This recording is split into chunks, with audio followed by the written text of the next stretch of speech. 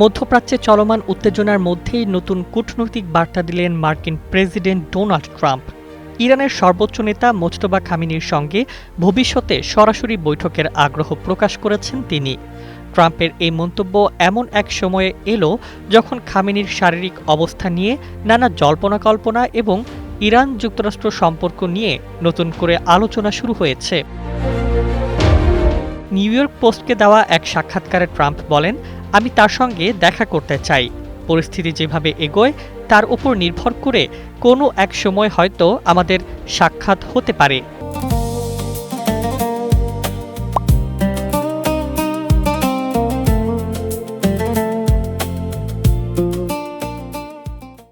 সাম্প্রতিক মাসগুলোতে উপসাগরীয় অঞ্চলে ইরান ও যুক্তরাষ্ট্রের মধ্যে উত্তেজনা তীব্র আকার ধারণ করেছে।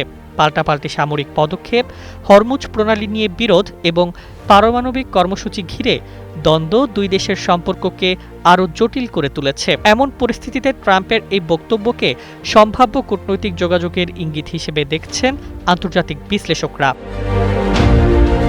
সাক্ষাৎকারে ট্রাম্প ইঙ্গিত দেন, স্বাস্থ্য নিয়ে নানা গুঞ্জন থাকলেও মোজতবা খামেনি এখনও ইরানের রাষ্ট্রীয় সিদ্ধান্ত গ্রহণ প্রক্রিয়ায় অত্যন্ত সক্রিয় এবং প্রভাবশালী। সম্প্রতি বিভিন্ন প্রতিবেদনে দাবি করা হয়েছিল যুক্তরাষ্ট্র ও ইসরায়েলের হামলায় তিনি গুরুতর আহত হয়েছেন। তবে এ বিষয়ে কোনো নিশ্চিত তথ্য পাওয়া যায়নি এবং ইরানও আনুষ্ঠানিকভাবে কিছুই জানায়নি।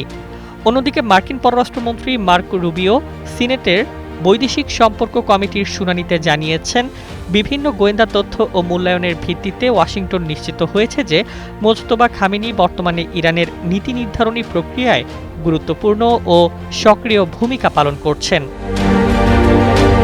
৫৬ বছর বয়সী মোজতবা খামেনি তার পিতা আয়াতুল্লাহ আলী খামেনির স্থলাভিষিক্ত হয়ে ইরানের সর্বোচ্চ নেতার দায়িত্ব গ্রহণ করেন।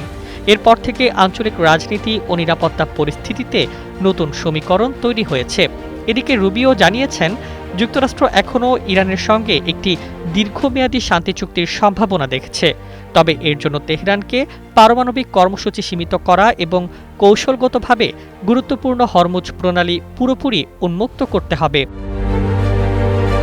বিশ্লেষকদের মতে ট্রাম্পের বৈঠকের আগ্রহ এবং রুবিওর শান্তি চুক্তির আশাবাদ ইঙ্গিত দিচ্ছে যে উত্তেজনার পাশাপাশি ওয়াশিংটন ও তেহরানের মধ্যে কূটনৈতিক দরজা এখনও পুরোপুরি বন্ধ হয়নি।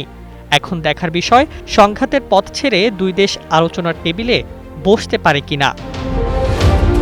News desk, ২১ television.